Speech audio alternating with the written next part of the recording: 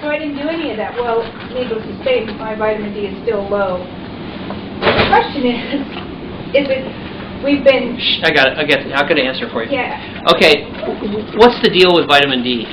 The bottom line is everybody's vitamin D deficient. The whole country almost is vitamin D deficient. Here's the deal. Before 10 years ago, before 5 years ago, a blood test for vitamin D cost $1,000. So we didn't know anything about anybody. Then they found out they could do blood tests for pennies. Now they charge you $20 for it, but it cost them a penny to do it. The whole world's vitamin D deficient. Bad vitamin D. And good research shows low vitamin D is deadly. Increased heart attack, cancer, stroke, death, everything. Bad, bad, bad. Now, osteoporosis with low vitamin D? Yes. Hip fractures? Yes. Very bad. Hate it. Can't stand it. So, what's the solution? Take some vitamin D. Maybe not. In Australia, they took a couple thousand women who had low vitamin D.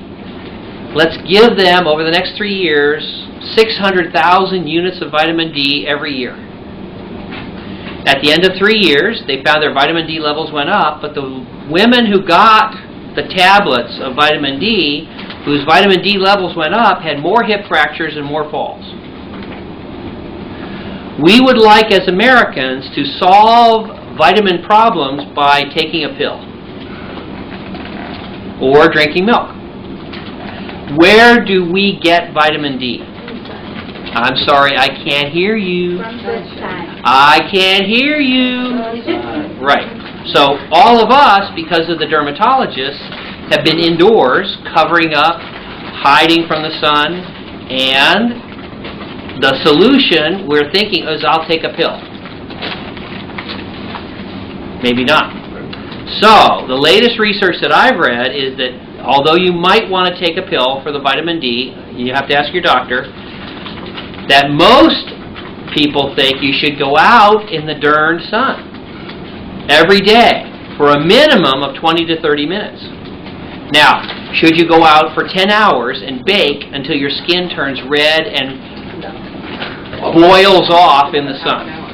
No. And in fact, a sunburn may be too much and may cause complication. But every single day, to take off as much of your clothes as is reasonable and get out in the sun every day for 20 to 30 minutes is what we should all be doing.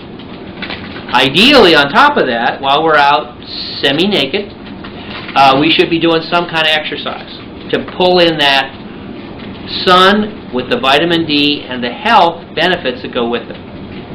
And it's not clear that taking tablets will fix the problem. Well, well, I've been studying the vitamin D and the whole controversy and the sun. And it turns out the tablet that is 400 IMUs or something, the sun will produce 20,000 IMUs in your skin in 20 minutes a day.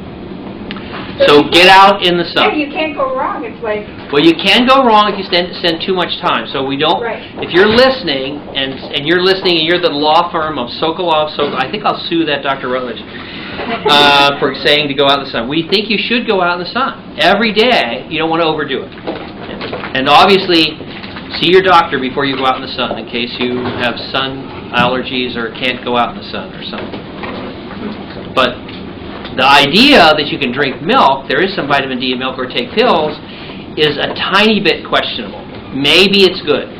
But there have been some studies where they gave pills of vitamins and they didn't help. So the latest that I can find is go out in the sun. Go out in the sun. What are you trying to say here? Go out in the darned sun. Can't you sit by the window, when you have babies with John, they put them by the window so the sunlight comes in? Yeah, that's a good point. You do get sun through the window of your car. You do get sun through the windows of your house and things like that. But that is not a substitute from going out in the darned sun. Go out in the darned sun. What are you trying to say, Dr. Rutledge?